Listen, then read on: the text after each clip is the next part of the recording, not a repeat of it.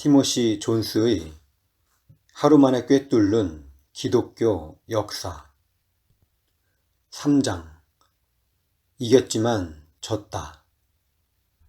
로마 제국의 기독교 공인 꿈의 실현.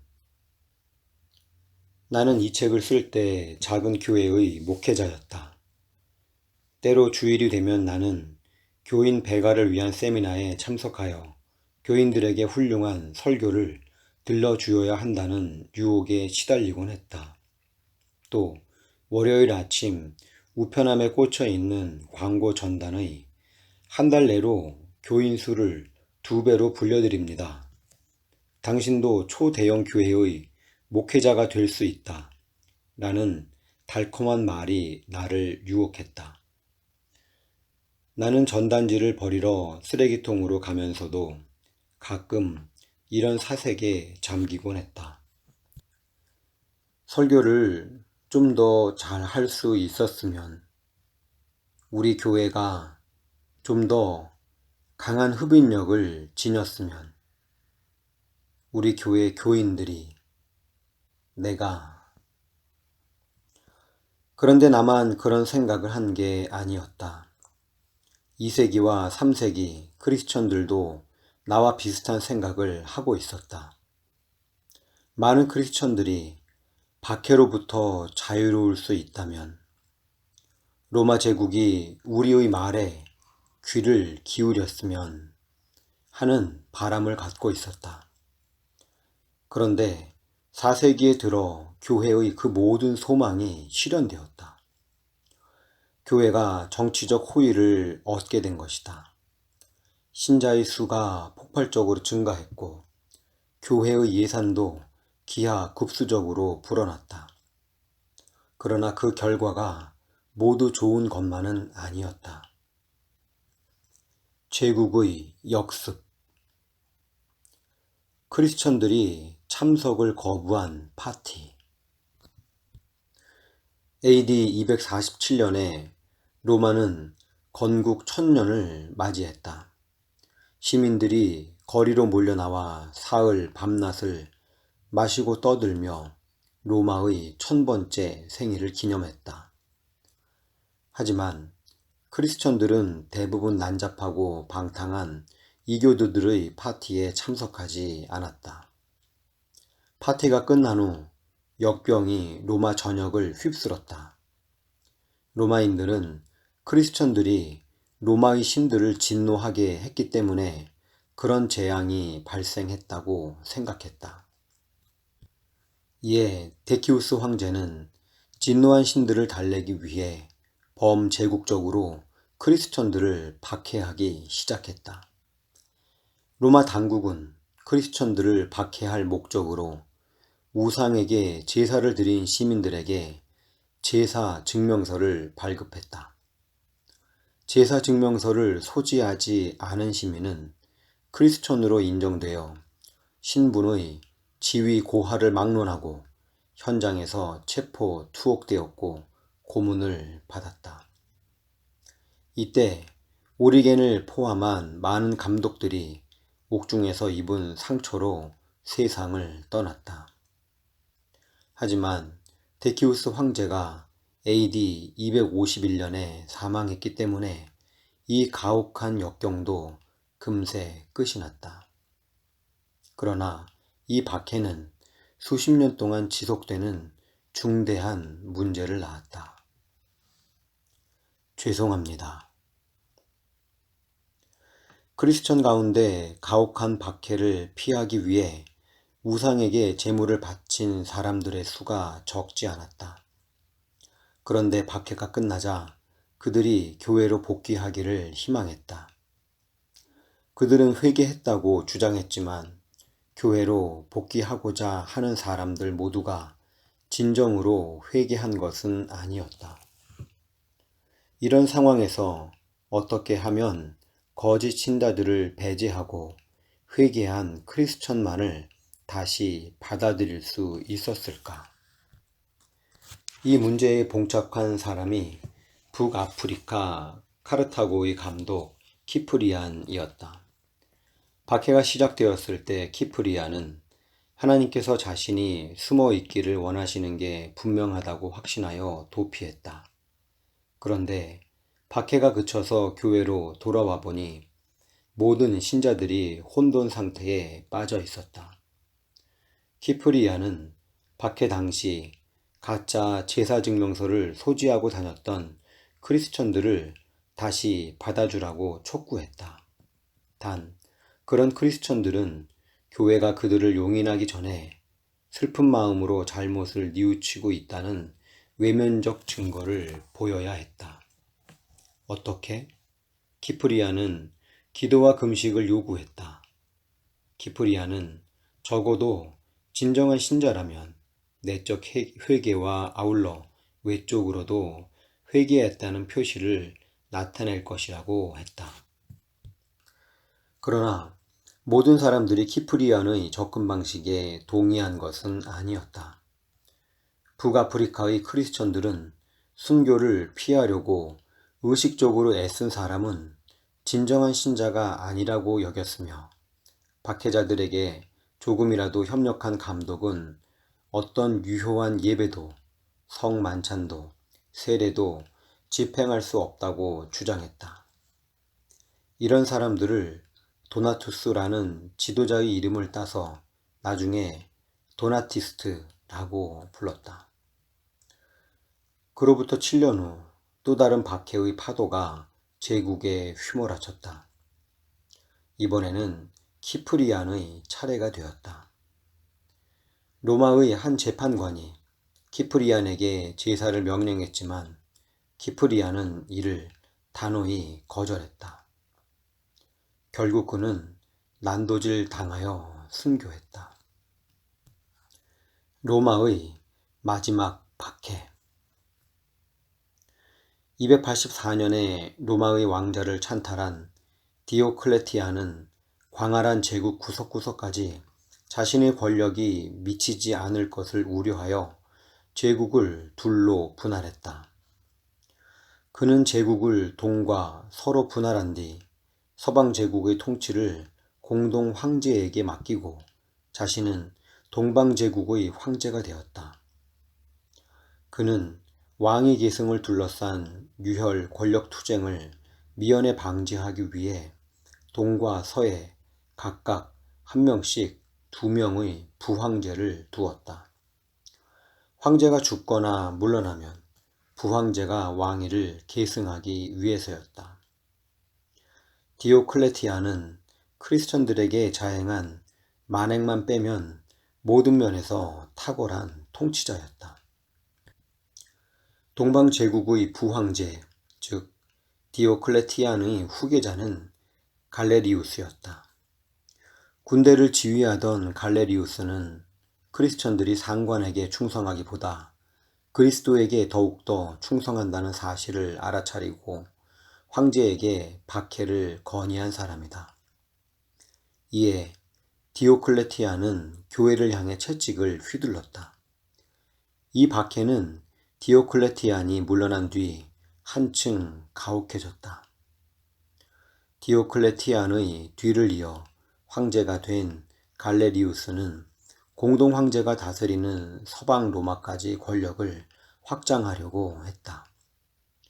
그래서 그는 서방 제국 공동 황제의 손발을 단단히 붙들여 놓으려고 공동 황제의 아들 콘스탄틴을 납치하여 볼모로 잡아두었다.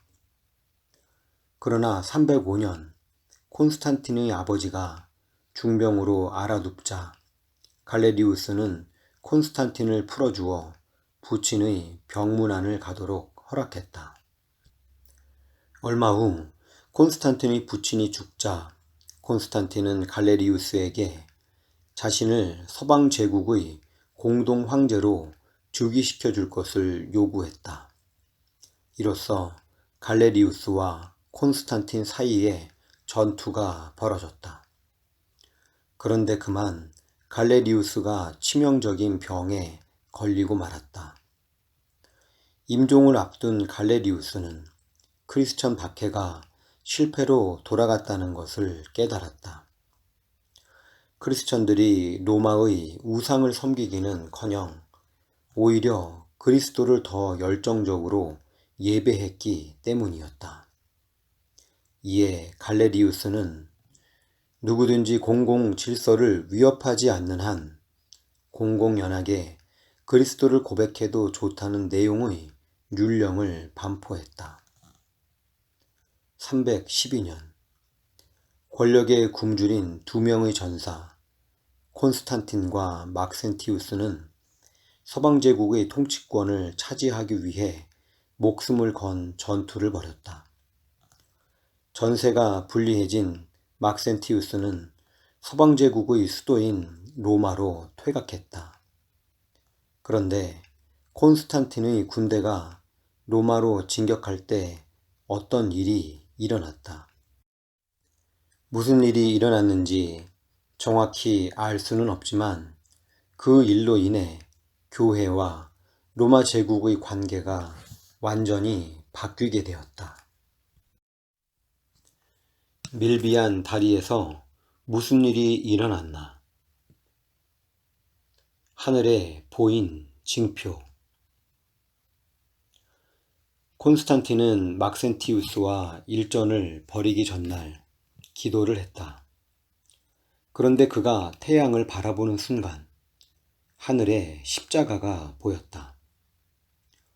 전설에 따르면 그가 십자가만 본 것이 아니라 이 징표로 너는 승리할 것이다 라는 글자도 보았다고 한다. 그리고 그날 밤 콘스탄틴은 그리스도께서 그의 방패에 크리스천의 상징을 새기라고 명하는 꿈을 꾸었다. 다음 날 아침 콘스탄틴의 병사들은 각각 자신의 방패에 이 글자를 새겼고 콘스탄틴은 자신의 군기에 십자가까지 새겨 넣었다. 막센티우스는 난공불락의 요새에 진을 치고 있었다. 하지만 로마 시민들의 인기를 얻지는 못했다. 따라서 그가 도시 안에서 싸울 경우 전투가 벌어지는 동안 그에게 불만을 품은 시민들이 폭동을 일으킬 가능성이 적지 않았다. 이에 막센티우스는 도심을 떠나 외곽으로 떠났고 콘스탄틴과 도시 바깥에서 싸우기 위해 도시로 진입하는 밀비안 다리를 파괴했다. 그리고 만일의 경우 퇴각로를 확보하기 위해 보트를 일렬로 세워 임시다리를 놓았다.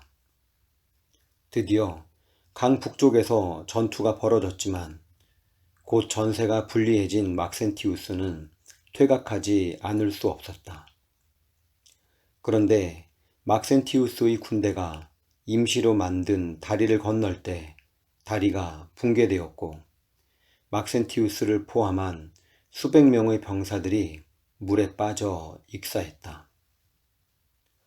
콘스탄틴은 십자가 상징을 새긴 군기를 높이 들고 당당히 로마에 입성했다. 인류 역사상 최초로 십자가가 권력 쟁탈을 위한 전쟁의 피로 적셔진 순간이었다. 기독교의 새로운 후원자. 그 이듬해 콘스탄틴과 그의 공동 황제 리키니우스는 밀라노 칙령을 반포했다. 그들은 우리의 목적은 크리스천들과 다른 모든 사람들이 그들이 원하는 대로 예배할 수 있도록 허락하는 것이다. 따라서 이제 하늘에 있는 어떤 신이라도 우리에게 호의를 베풀 것이다. 라고 보고했다. 콘스탄틴에게 그리스도는 개인적인 수호자였다. 한때 그리스도의 죽음을 상징하던 십자가가 이제는 콘스탄틴의 권력을 보증하는 매력적인 표상이 되었다. 콘스탄틴은 교회 지도자들을 전폭적으로 후원했다. 콘스탄틴은 자신이 크리스천이라고 믿어 의심치 않았지만 그는 예수를 태양신으로 섬겼던 것으로 보인다. 그가 이처럼 혼동을 일으킨 데에는 나름대로 이유가 있었다. 크리스천들이 그리스도를 의로운 해, 세상의 빛이라고 불렀기 때문이다. 심지어 콘스탄틴은 주일을 태양의 날로 예배하기도 했다. 이때 북아프리카의 교회에서 발생한 사소한 분열이 기독교로 제국을 통합할 수 있으리라는 콘스탄틴의 희망을 산산이 부수었다. 312년경 북아프리카의 도나티스트들은 누가 감독에게 안수할 것인가에 관한 논쟁을 해결해 달라고 콘스탄틴에게 요청해왔다. 콘스탄틴은 도나티스트들의 편을 들어주지 않았다. 그러나 이것은 교회와 국가의 관계에 중대한 변화가 발생했음을 시사하는 의미 깊은 사건이 아닐 수 없었다. 교회와 로마 제국은 300년 가까이 서로 분리된 채 지내왔다. 그런데 북아프리카의 작은 교회가 자기들의 신념을 지지해달라고 황제에게 요청해온 것이다. 이후 교회와 국가의 정교 분리가 정립되기까지는 무려 1200년이라는 세월이 흘러야 했다. 니케아 공의회. 콘스탄틴 시대의 여러 교회에서 심각한 말다툼이 벌어졌다. 이 사건의 발단은 이집트 알렉산드리아의 장로 아리우스로부터 시작되었다. 아리우스는 하나님이 감정을 느낄 수 있다고 믿지 않았다. 그러나 만일 예수가 완벽한 신이라면 하나님은 예수 그리스도를 통해 슬픔과 고통을 느낄 수 있어야 한다. 대부분의 크리스천들은 아들이신 하나님께서 감정을 느끼신 것이 확실하며 이는 인간의 이해를 초월한다고 믿었다. 그런데 아리우스는 다른 방식으로 해결책을 찾았다. 예수가 하나님이 아니라고 가르친 것이다. 아리우스는 예수가 하나님이 아니라 하나님이 창조한 첫 번째 피조물이라고 주장하면서 아들인 하나님은 한 번도 존재한 적이 없다 라고 단언했다. 아리우스는 음악의 힘을 잘 알고 있었다.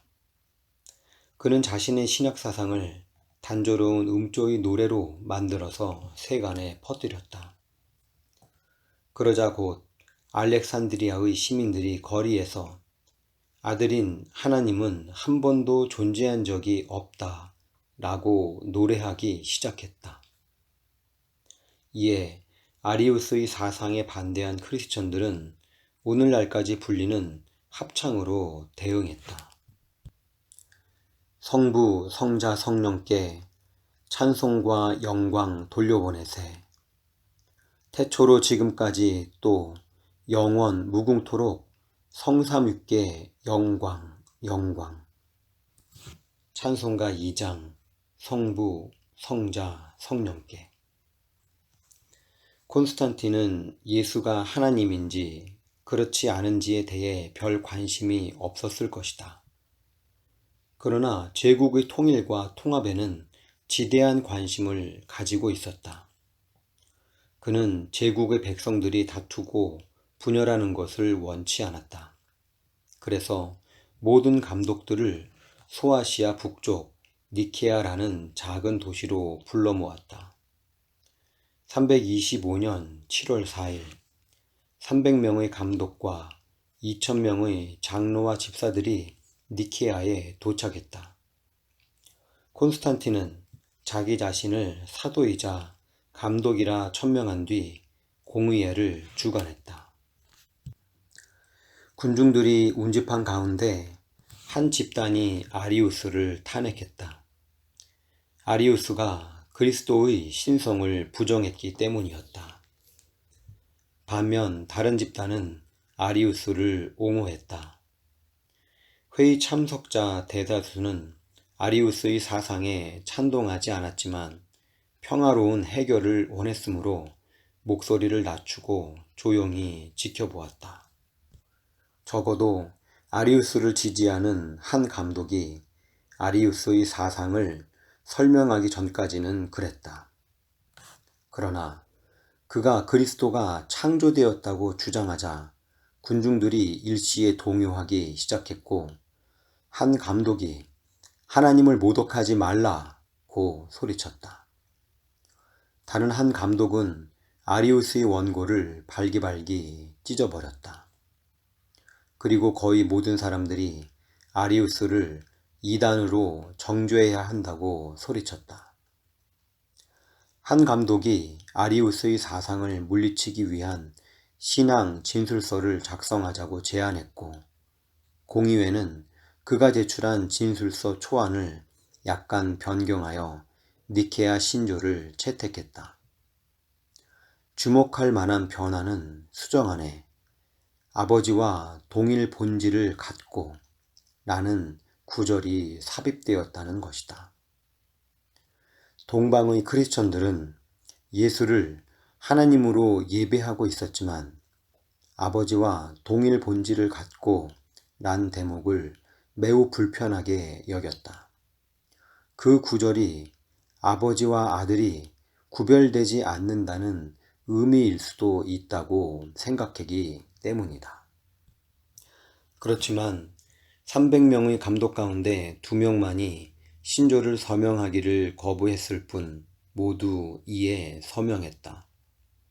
공의회는 서명을 거부한 2명의 감독을 교회에 들어오지 못하도록 막았다. 하지만 콘스탄틴은 그 정도에 만족하지 않고 신조에 서명하기를 거부한 2 감독을 추방해버렸다. 325년 니케아 신조. 우리는 모든 보이는 것과 보이지 않는 것의 창조자이신 전능하신 아버지 한 하나님을 믿는다. 우리는 아버지로부터 태어나신 아버지의 본질로부터 독특하게 태어나신 하나님으로부터 하나님이 되셨으며 빛으로부터 빛이 되셨으며 진정한 하나님으로부터 진정한 하나님이 되셨으며 아버지와 동일 본질을 갖고 아버지로부터 창조된 것이 아니라 아버지로부터 태어나신 하나님의 아들 예수 그리스도 한 주님을 믿는다. 하늘에 있는 모든 것과 땅에 있는 모든 것이 그분을 통해 만들어졌으며 그분이 우리 인간과 우리의 구원을 위해 육체를 입고 땅에 내려와 고난을 당했고 죽은 지 사흘 만에 다시 일어나 하늘로 올라가셨으며 산자와 죽은 자를 심판하러 다시 오실 것임을 우리는 믿는다. 우리는 성령을 믿는다. 사도들의 보편 교회는 그분이 존재하지 않은 때가 있었다거나 그분이 태어나기 전에는 존재하지 않았다거나 그분이 무로부터 나왔다고 말하는 모든 자들과 하나님의 아들이 또 다른 실체나 본질을 가졌거나 창조되었거나 변할 수 있거나 바뀔 수 있다고 주장하는 모든 자들을 저주한다. 알렉산드리아의 아타나시우스. 니케아 공의회 이후 콘스탄틴 황제는 돌연 태도를 바꾸어 평화에 대한 관심을 표명했다. 그래서 327년 모든 교회들이 잠잠히 공조하는 가운데 아리우스를 복권시키려 시도했다. 이런 황제의 행동에 감히 항의하는 사람이 없었으나 놀랍게도 알렉산드리아의 아타나시우스라는 작은 체구의 감독이 크게 목소리를 높였다. 아타나시우스는 검은 피부에 작은 체구를 지닌 사내였다. 얼마나 작았든지 그의 대적들이 그를 검은 난쟁이라고 놀려댈 정도였다. 어렸을 때 그는 이집트의 사막에 홀로 살던 경건한 크리스천 운둔자 시중 들었고 어른이 되어서도 수도사들에게 깊은 경의를 표했다. 나는 감독이 되기를 원하지 않소. 325년 아타나시우스는 집사 자격으로 니케아 공의회에 참석했다. 그런데 공의회가 끝난 뒤 알렉산드리아의 감독이 병으로 죽고 말았다. 알렉산드리아의 감독은 아타나시우스에게 후임자가 되어 달라고 청원했지만 아타나시우스는 교인들을 지도하기보다 섬기기를 원했다. 아타나시우스는 감독의 집요한 요청을 거부하고 사막에서 운둔하는 친구들에게 도망쳤다. 몇 개월 후 그가 다시 모습을 나타냈을 때 알렉산드리아 교회는 그가 굳고 사양했는데도 그를 감독으로 임명했다. 아타나시우스와 콘스탄틴은 즉시 충돌하고 말았다. 아타나시우스가 아리우스를 교회의 일원으로 복권시키려는 콘스탄틴의 시도에 정면으로 맞섰기 때문이었다. 아타나시우스는 그리스도의 독특한 신성을 여전히 거부하는 아리우스를 용인할 수 없었다. 콘스탄틴은 아리우스가 교회에 들어오지 못하도록 그대가 막았다는 말이 과인의 귀에 들리면 그대를 유형에 처하겠다고 협박했다. 그리고 이렇게 5년 동안 위협한 끝에 반역이라는 엉터리 죄목을 씌워서 아타나시우스를 추방해버렸다. 337년 콘스탄틴 황제가 죽었다. 그는 임종 직전에 아리우스의 추종자 한 사람으로부터 세례를 받았다. 4세기 크리스천들은 하나님께서 세례받은 후에 범한 죄는 용서하지 않으신다고 믿었다. 그래서 당시에는 어린 시절에 세례받지 않은 사람들이 임종 직전에 세례를 받는 사례가 흔했다. 그러나 아이러니컬하게도 생전에 이교 우상들을 약화시키기 위해 많은 일을 했던 콘스탄틴이 사후에 또 하나의 이교 우상이 되고 말았다. 로마 원로원이 콘스탄틴을 신으로 선포한 것이다. 삼위일체 교리 362년 유배되었던 아타나시우스는 다시 알렉산드리아로 돌아왔고 콘스탄틴의 조카 줄리안이 로마의 새 황제가 되었다.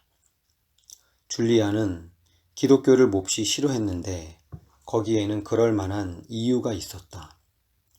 줄리안이 6살이었을 때 콘스탄틴의 아들이 재판도 하지 않고 줄리안의 가족들을 몰살했기 때문이었다. 줄리안은 콘스탄틴의 아들들 눈치를 보며 어린 시절을 공포 속에 떨며 외롭게 지냈다. 줄리안이 황제가 되자 기독교 성직자들의 시민권을 박탈했다. 또 교회를 혼란스럽게 할 요랑으로 이전에 유형에 처해졌던 모든 감독들을 복권시켰다. 정치적 후원을 잃은 교회는 어떻게 되었을까? 물론 처음에는 혼돈이 일어났다. 하지만 줄리안이 왕위에 오른 지 1년도 되지 않아 동방교회와 서방교회가 서로 귀를 기울이기 시작했다. 아타나시우스는 니케아 신조를 지지하는 사람들과 반대하는 사람들 모두에게 알렉산드리아에 모여서 회의를 하자고 요청했다. 그들은 다 같이 모여서 아리우스의 사상을 거부했다. 서방교회의 감독 몇 사람은 동방교회가 왜 아버지와 동일 본질을 갖고 라는 구절을 좋아하지 않았는지 알게 됐다. 동방교회와 서방교회 감독들은 성부와 성자와 성령이 동일 본질을 공유한 새 위격이라는데 의견 합의를 보았다. 줄리안 황제는 아타나시우스가 교회를 결집하는 것을 매우 못마땅하게 여겼다. 이에 아타나시우스는 다시 아프리카의 사막으로 도피했다. 줄리안의 황실 근위대가 아타나시우스를 발견했을 때 그는 나일강에서 배를 타고 있었다.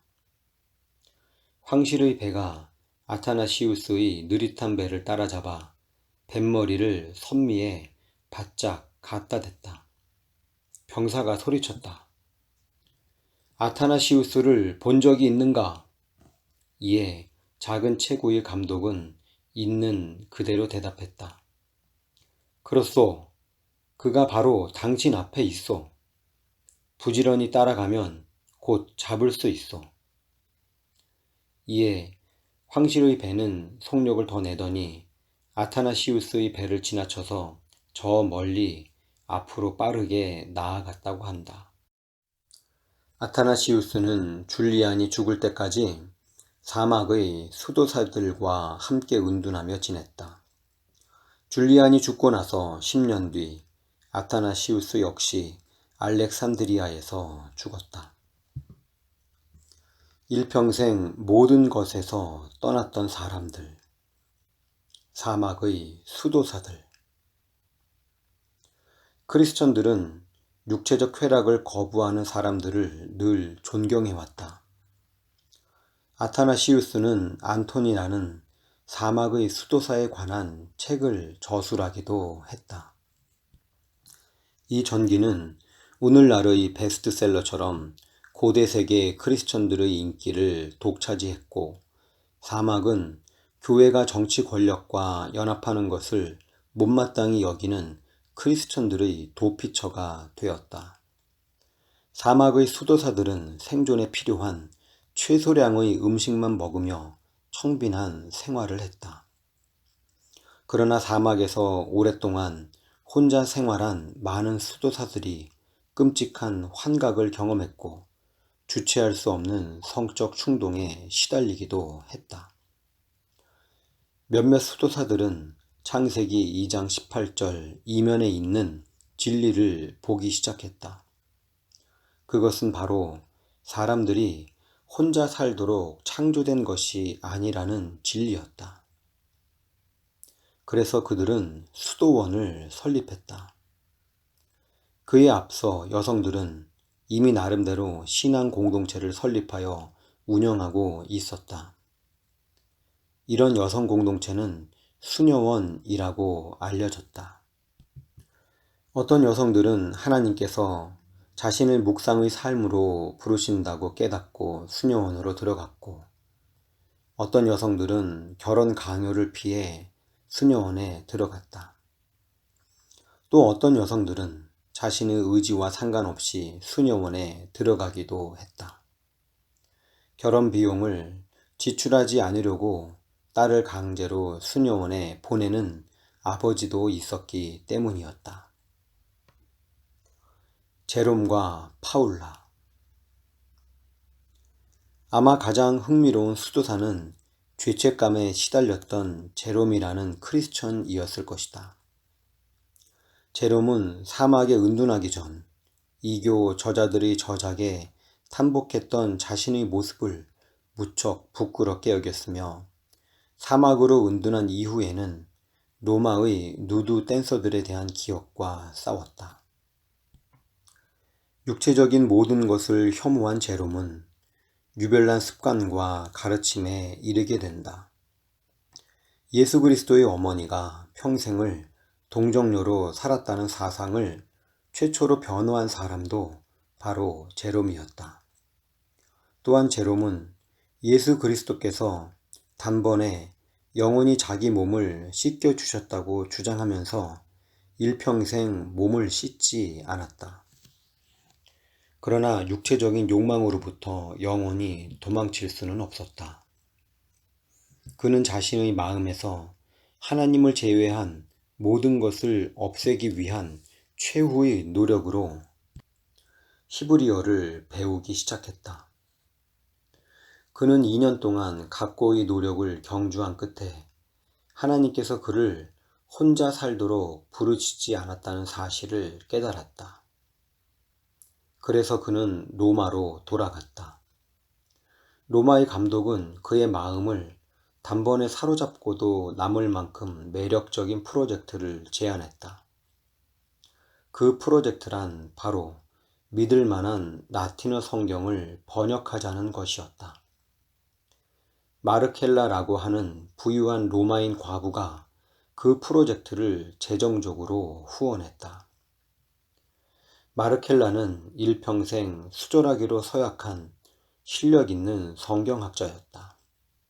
제롬은 자신이 로마를 떠난 후에라도 뜻이 명확하지 않은 성경 구절을 놓고 고심하는 목회자들이 있다면 마르켈라에게 질문할 것을 권유했다.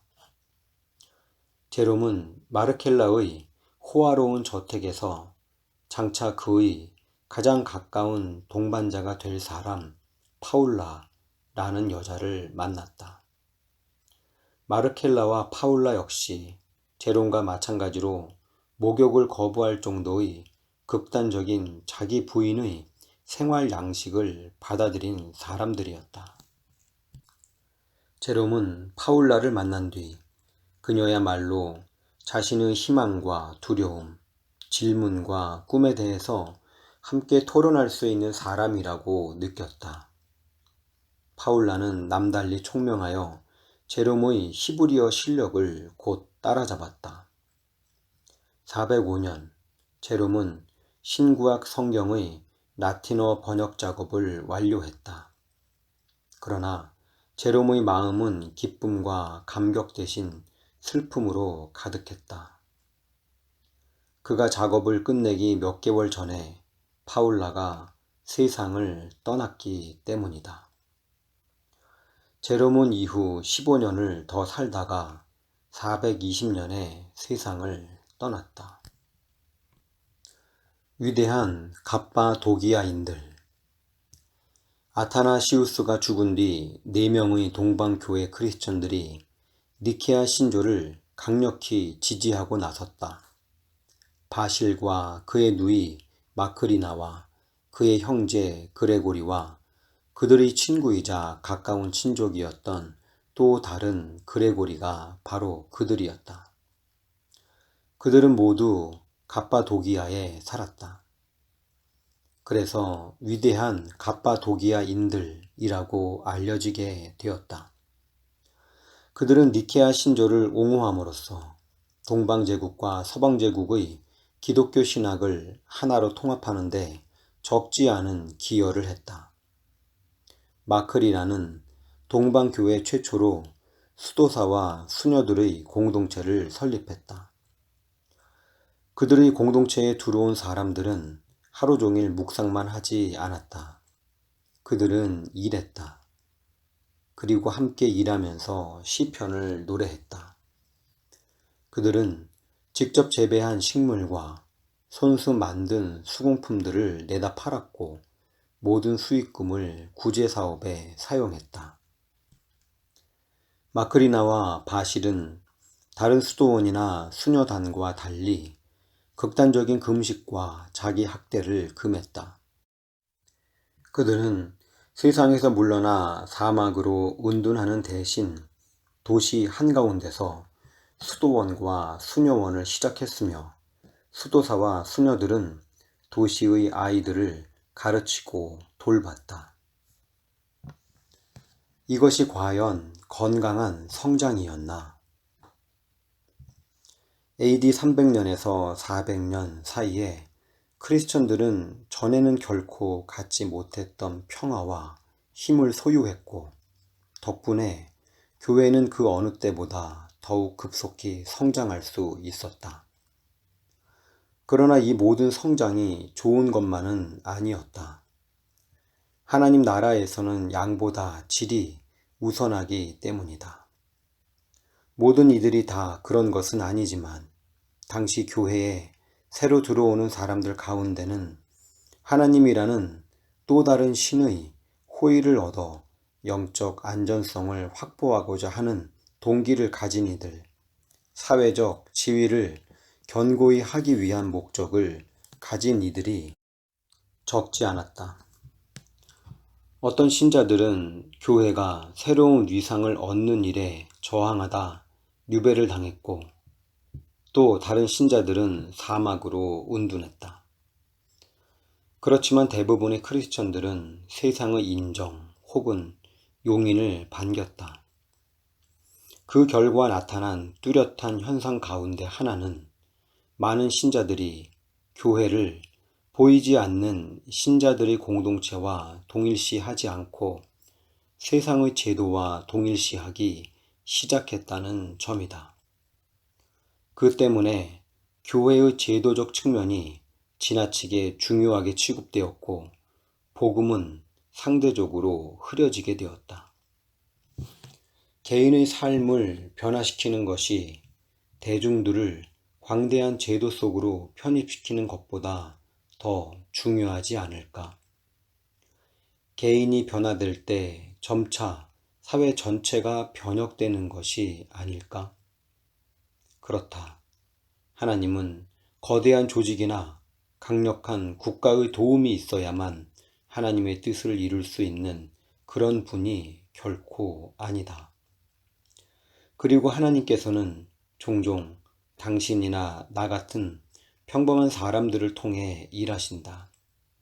인간의 약함을 통해 모든 세상에 하나님의 강하심이 드러나기를 원하시기 때문이다. 오늘 나는 무엇을 깨달아야 하는가?